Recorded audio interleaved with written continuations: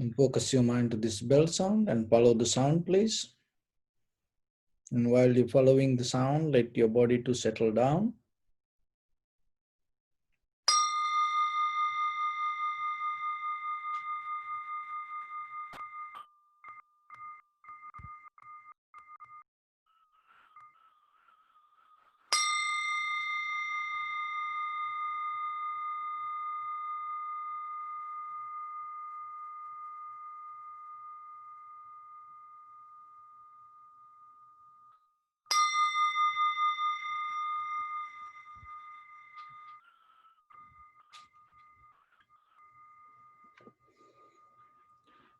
Namo tassa bhagavato arahato samma sambuddhassa. Namo tassa bhagavato arahato samma sambuddhassa.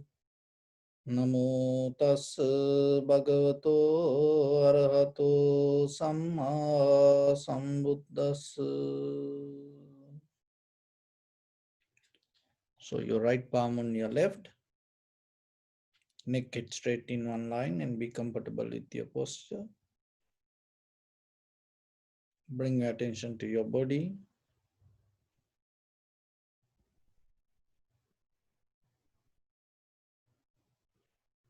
And step by step, mentally relax your body. Relax your head. Relax your forehead. Relax your eyebrows. Relax your eyes. Relax your ears. Relax your nose. Relax your upper lip. Relax your lower lip. Relax your chin. Relax your whole face muscles.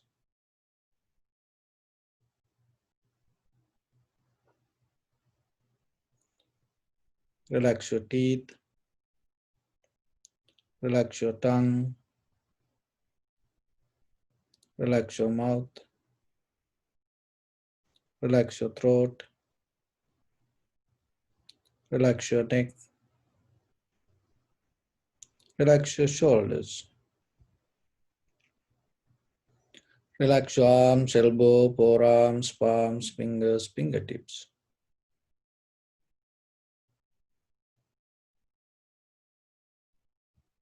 Relax your back muscles and relax your spine.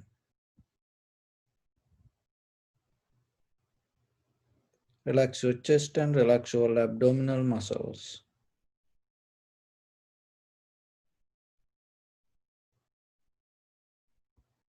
Relax your lungs. Relax your heart.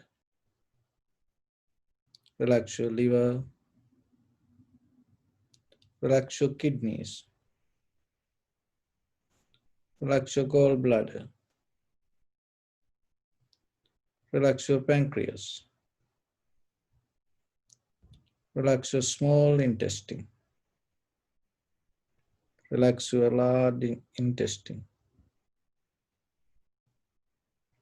Relax your abdominal organs. Relax your buttock. Relax your thigh. Relax your calf muscles. Relax your foot and relax your toes. Relax your whole body muscles, tendons, ligaments, bone marrows, and whole skeleton. Release the tension in your mind and keep relax your face muscles.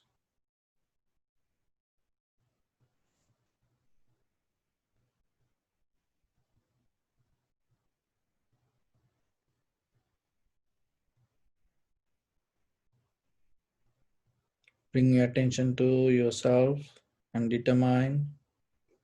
We gathered here in this evening to practice this ancient meditation technique. All the Buddhas, all the enlightened masters followed this path and achieved wisdom. So we also gathered here to accumulate that knowledge. In this moment with this sitting, may my body become more comfortable, may my breath be more smooth, may no difficulties come to me, may all the success come to me. Also think for a moment, this is the last moment we are spending in this very lifetime, and detach your mind from all your past memories and as well as any kind of future thoughts. Just try to remain in the present moment, observing the sensation of your inhalation, exhalation.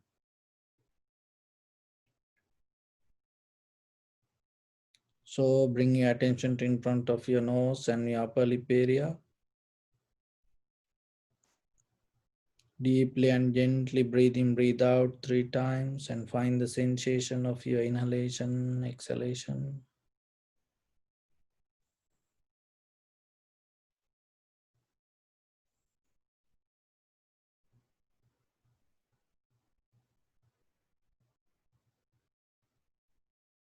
Now allow your inhalation, exhalation to happen itself.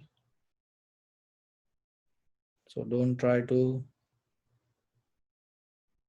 involving it yourself. Don't try to interfere with the process of inhalation, exhalation. Don't hold, don't count your breathing. Just allow it to happen naturally, and when it happens, recognize this is inhalation, this is exhalation, separately.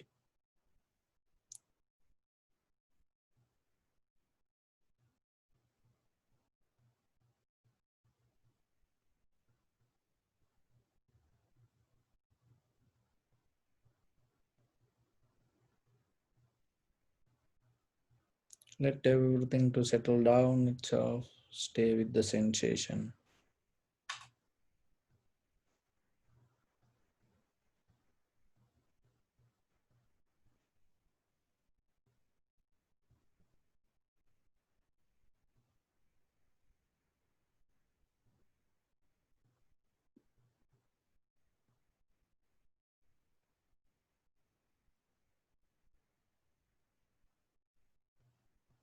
If your mind go here and there, bring it back again and again. Stay with the sensation of the inhalation, exhalation.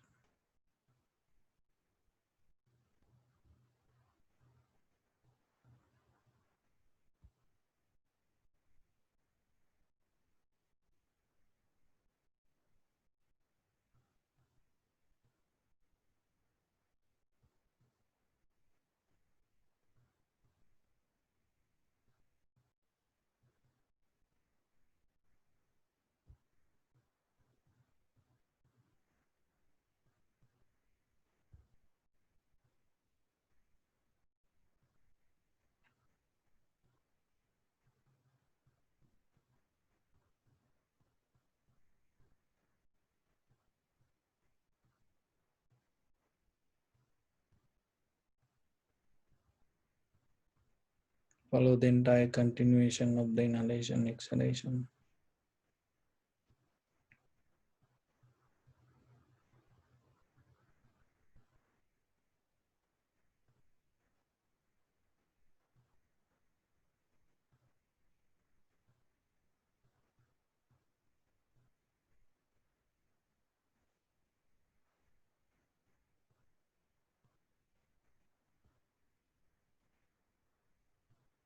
And observe the very nature of the inhalation, exhalation.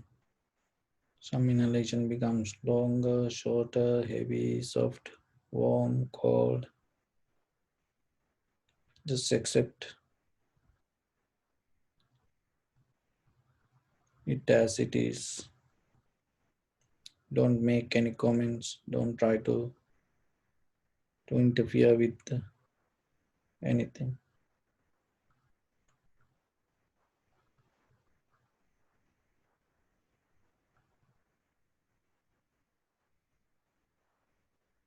Whatever the peace or the calmness you achieve, just remember it also impermanent. Follow the very nature of the sensation.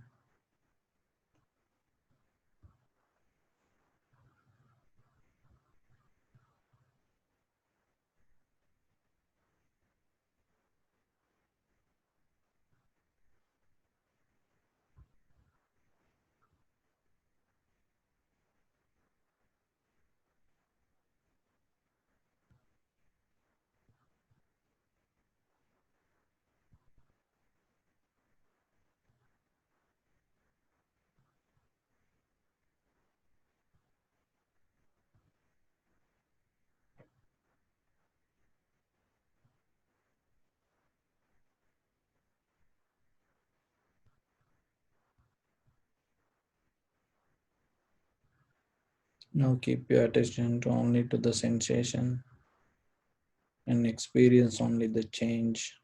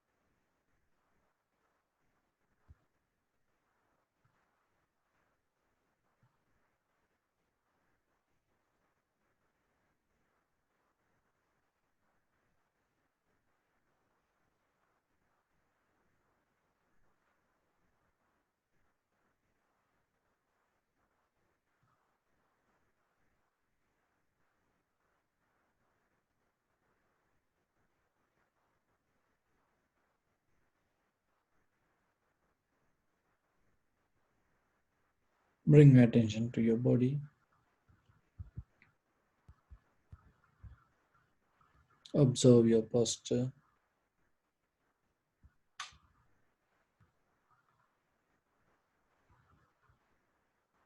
We cultivate loving kindness and compassion in our heart and radiate it as a light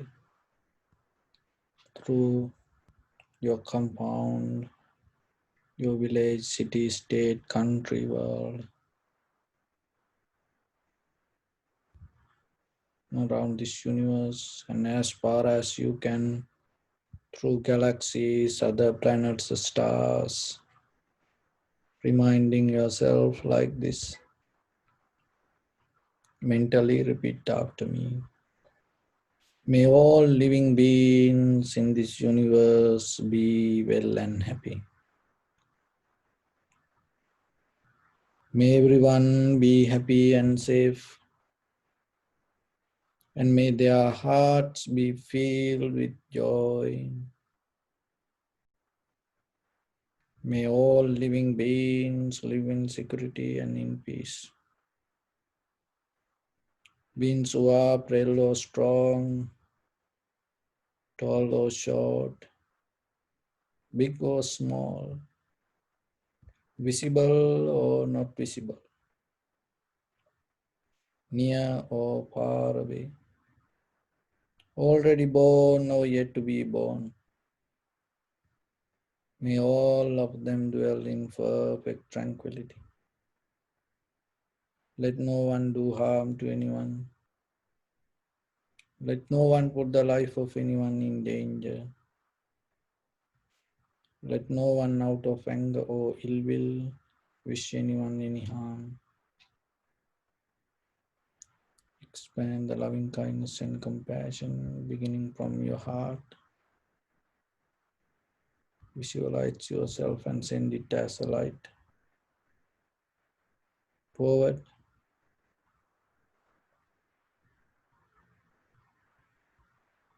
to your backside, to your left side,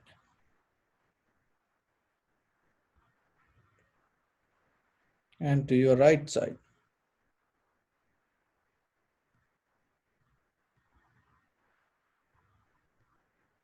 Downward and upward.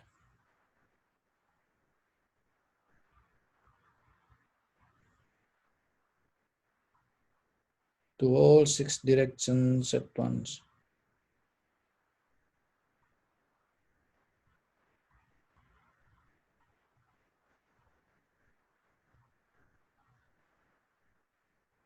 Like the moon, the sun, spread the light, spread the energy. Without any condition, without any limitation, without any resistance, without any judgment. Let your heart to shine with the loving kindness and compassion from the bottom of it with the maximum effort to the highest. Wishing yourself, may all living beings in this universe be well and happy.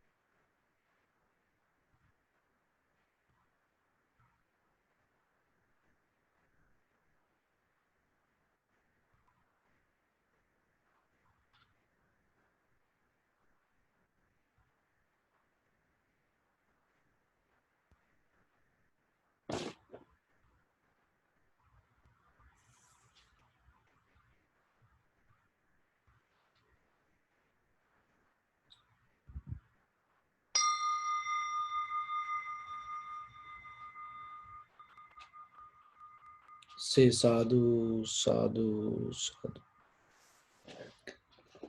So, dear Dhamma friends, when it comes to Buddha's teaching, the main purpose is this all self-realization. So understanding ourselves.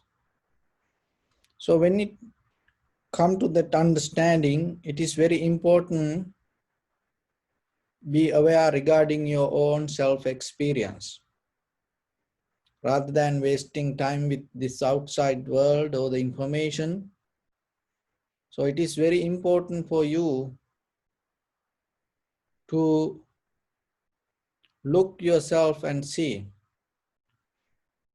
what is happening within yourself.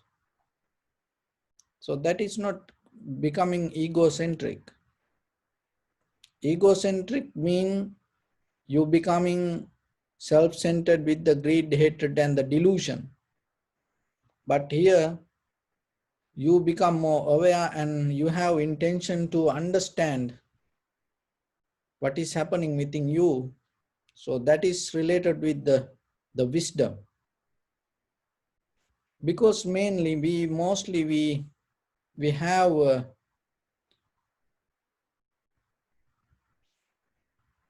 thought that thinking that ourselves we going to be with others.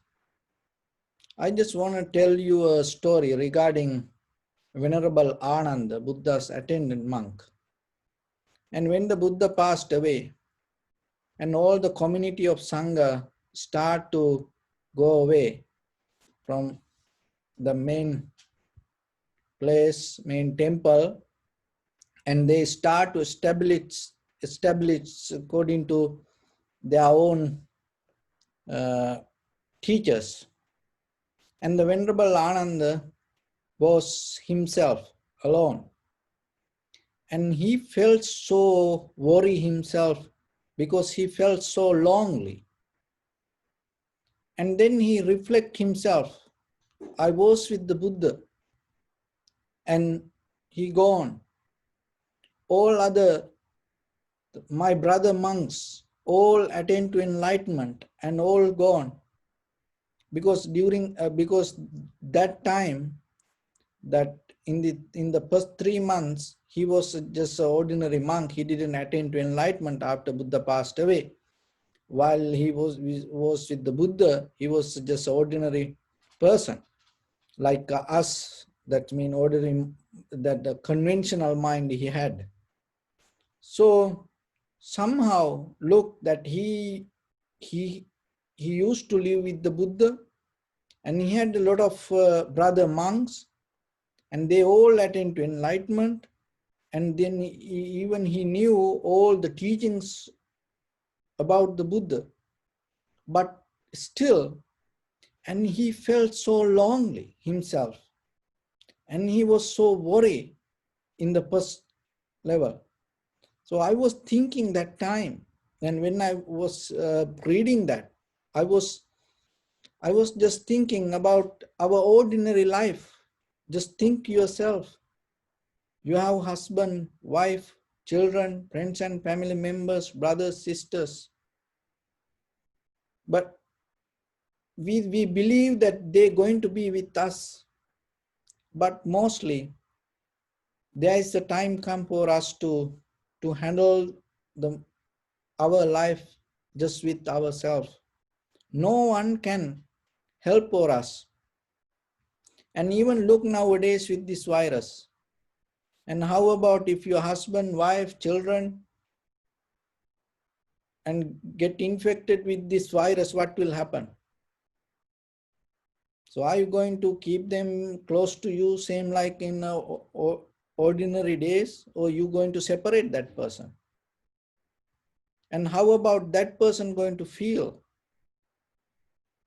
How about if you going to be alone yourself, what you going to do? Because if you addicted to hugging with children, playing with children, and always being with your husband, wife, so that's the ordinary life that we used to be with friends, going out. So is there anything that you thought to yourself, if something happened to you, how you going to deal?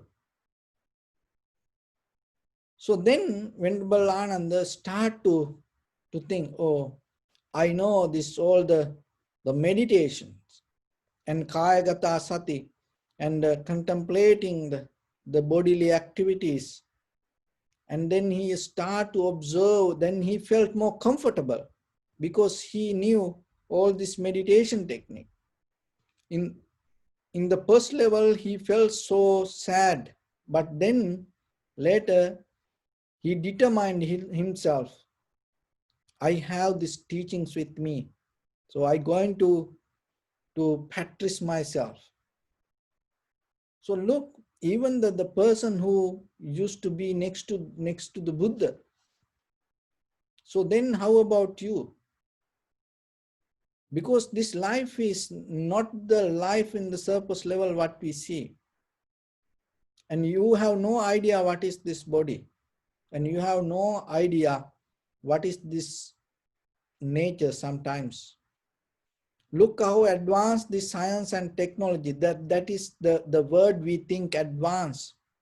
But look, every day, whatever the disease come, and mostly what we heard, what we hear, and the people say, oh, it is a new disease. Don't know, still the report doesn't say what it is. How it is possible? How it become a new disease? So every day when people go to hospitals, most of people say, oh, it is very rare disease. And still the report doesn't come, and even there are some people, they have a disease. Even the doctors cannot give a name for that. How it is possible? Why we don't see this inside us? So then it is very important yourself, even though you have this everybody, even this, you claim this body as you, but there are sometimes this body is kind of like a very serious killer, very dangerous thief. Why I say so?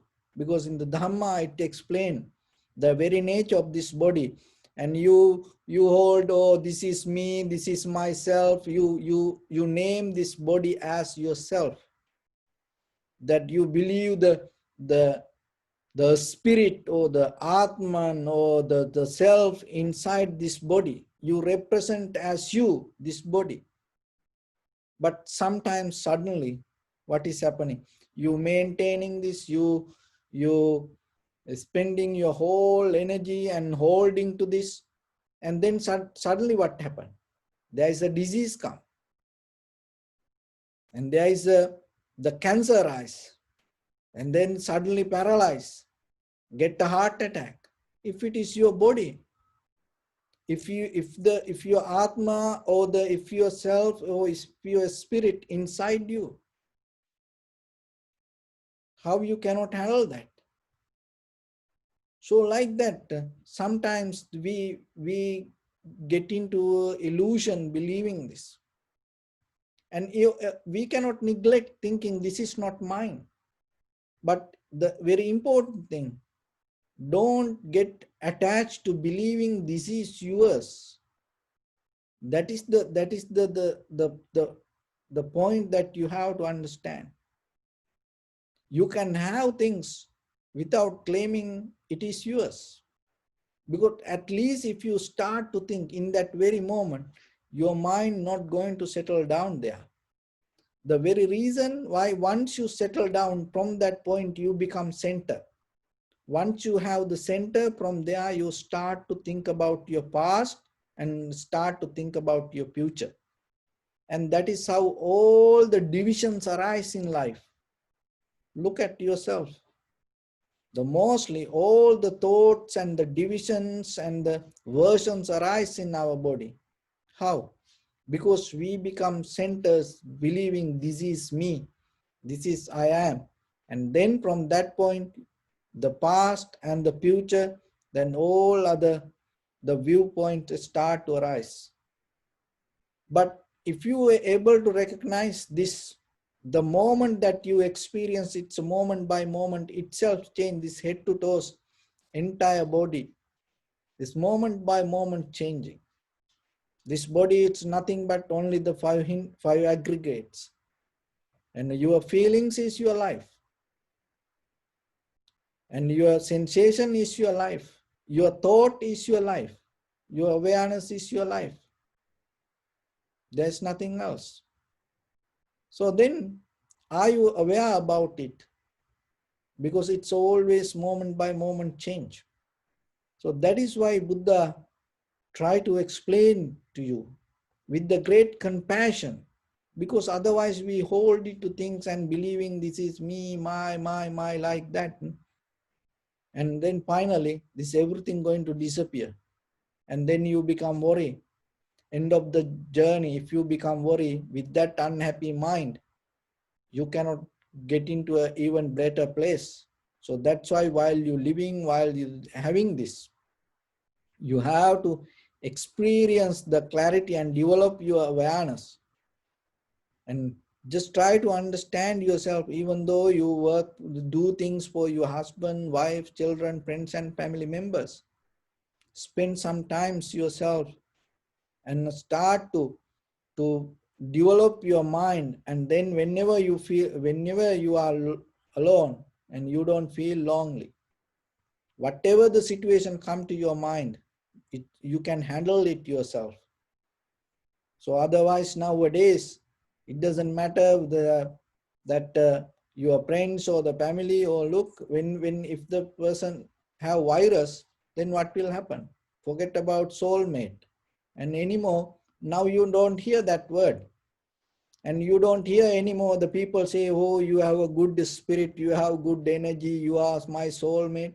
Nowadays, you don't see that. Why? Because everybody afraid for virus. Is everything go away?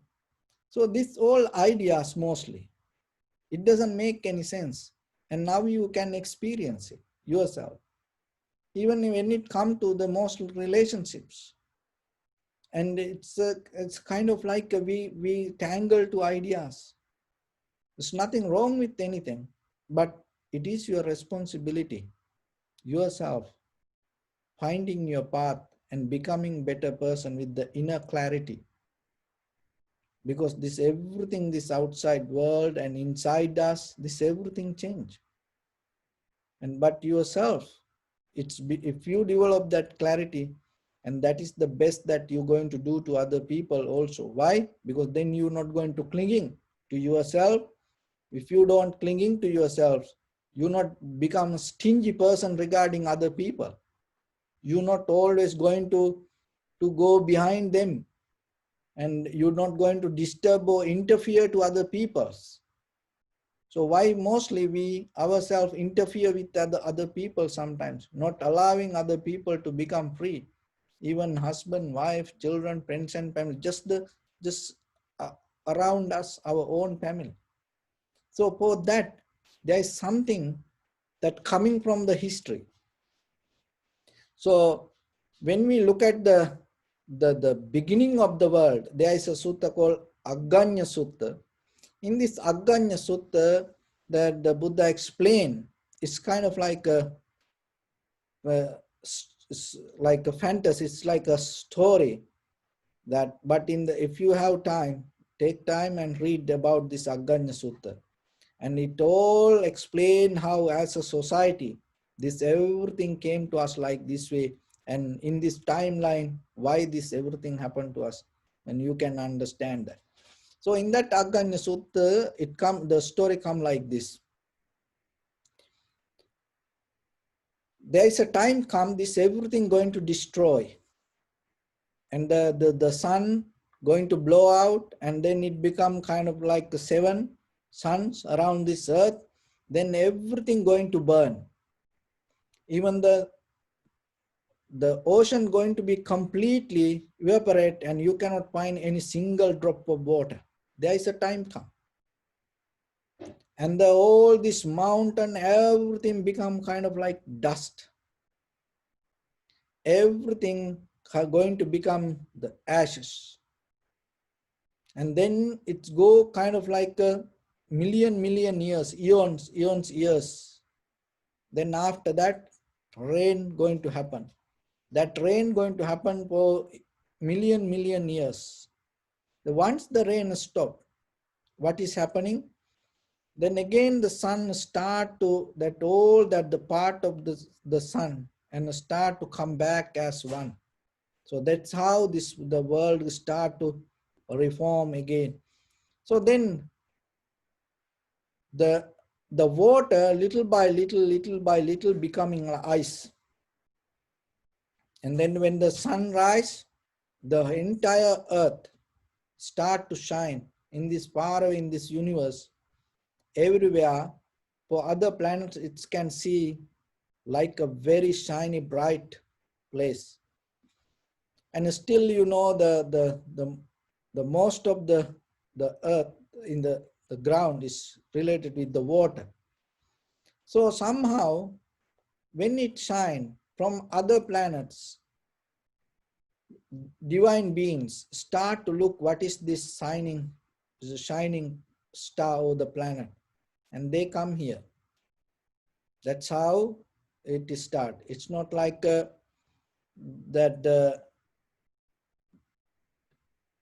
the revolution happened, the evolution happened with the human, with the monkeys. It is completely different. So somehow then this we just say as aliens or the angels, they come and they start to walk in this the ice earth, and then it's kind of like a melt clay, and then they walking and their bodies shining and so light, and they no need any kind of food to maintain their body. Why? Because their consciousness is the itself providing the energy. So somehow then they start to inquisitive mind start happen them and see what is this clay ground and what happening. Then they start to question themselves, what is this? And then what they do, and they touch that clay ground and start to touch and taste it. And that is the time people they get addicted to taste, and from there they start to eat it. And what is happening, that shiny light body and start to become rough and heavy, and then anymore they cannot go back, and they're going to settle down here. So that's how the human being and came to this planet. So it is in Aganya Sutra, so like that. And the important thing what I want to mention, so from there then all this the things happen so far in this our life, that the people behavior change. So somehow the very beginning they had this inquisitive mind to inquiry things and taste. If you look very carefully, and we have that mindset is still within us. Mostly when you eat, why you eat? And sometimes you don't eat because of the hunger, because you want to taste, you want to see, you want to look what this is. And this inquisitive mindset, and wherever we go, we always have this wonder mind. We questioning, asking. If somebody just keep even looking out of, then other people come and ask, what you looking? And wherever you go, if one person just stop somewhere and start to look even the tree or something, then after a few minutes you see the few people come around it and start to look. That is inquisitive mind. So when the tranquility state, that is the first thing you take out. Why? Because this inquisitive mind said that the habit of this inquiring, questioning, is the one of the hindrance that hold us to this samsara.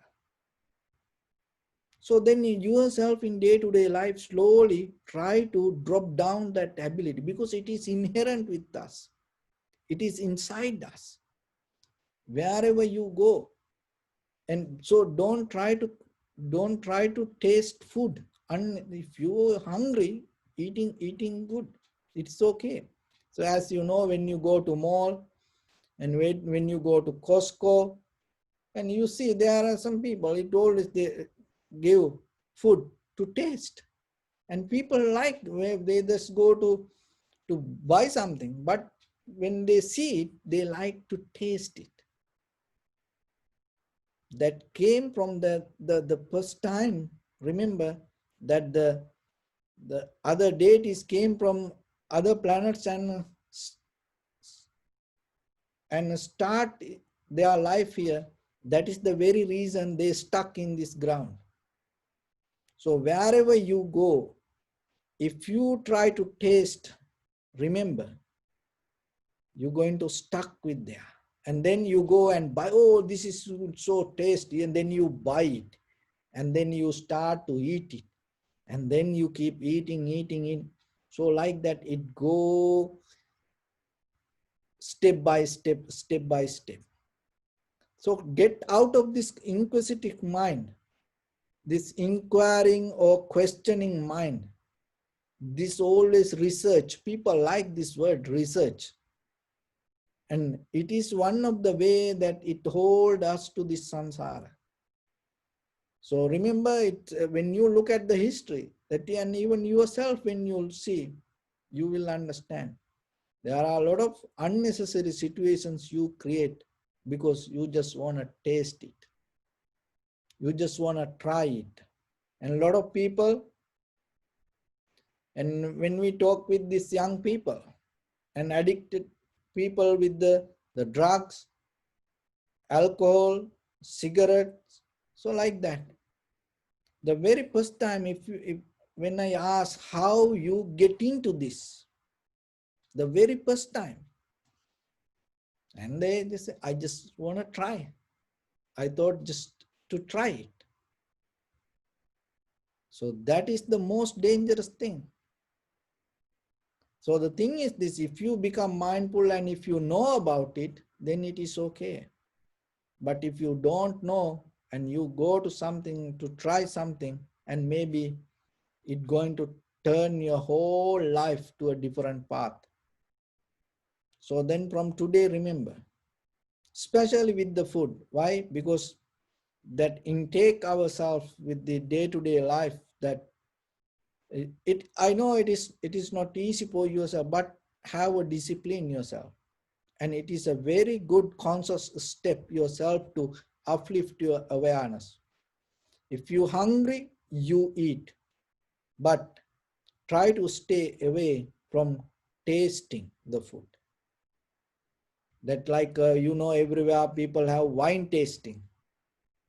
And if you want to drink wine, you drink wine, but tasting wine is the catch.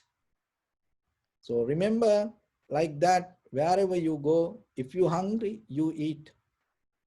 But don't try to taste, because if you taste it, it is danger than the hunger, because that taste can take you entire your life, you stuck with it. So that is the one lesson that we can get from our ancestors. And I was reading about it, and I was thinking, I was observing deeply, and I saw what happened to them. So then yourself remember, that is where we come from. It is in our DNA. So if you try to taste, if you try to test, remember, it is something. But when you become mindful and aware yourself and do something with the clear understanding, knowingly, then you can take exit very easily. But without knowingly, once you go, and it's going to tackle you. So that's why be careful yourself.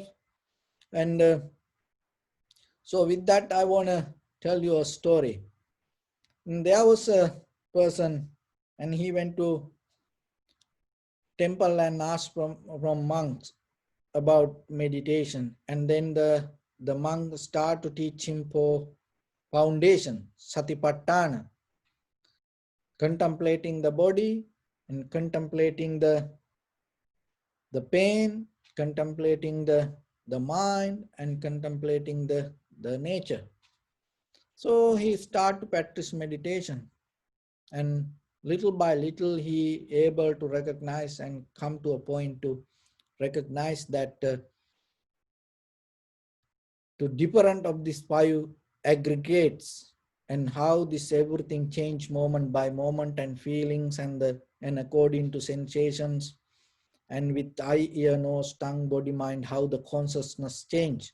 Because what the eye consciousness cannot recognize the whatever come to ear consciousness. So like that is a different. It is very sharp to and difficult to tackle. So somehow he was practicing now more and more meditation. And then what happened? His wife got so mad one day and came and kicked him and told, go to market and bring something to eat. And you always practice meditation. So he went to market, and then he brought certain things. And on the way, he saw some beggars and some needy people and asking food. And then, so somehow whatever he bought, and little by little on the way, and he used to give to people because he had a great compassion. And when he see these people, and he couldn't go without giving something. So what happened by the end, when he come to home, he had only sugar cane in his hand. So then he gave that sugar cane to his wife. And the wife got so mad. You went to market to bring something to eat, and you just bought this sugar cane. Are you insulting me like I am an elephant? And then what she did, she hit with the sugar cane to his head, and his head broken here. And then you know that the sugar cane, when it is squeezed, and the sugar, the honey come, so it break into two parts. And then he took one part and told, oh, now it is good, one part for you and one part for me. And then somehow when it hit the forehead, what happened? Drop of honey came out of it, sugar honey. And then it came, and now he have the pain. And he observing the pain, and it came and through his nose, and it came to his lips, and it touched his tongue. And he recognized the taste. So from pain, body consciousness, it changed to tongue consciousness. So it is a moment he recognized the difference in between the consciousness, and he attained to enlightenment. So in every pain, in every struggle, in every difficulty, in every fight, there is a drop of honey.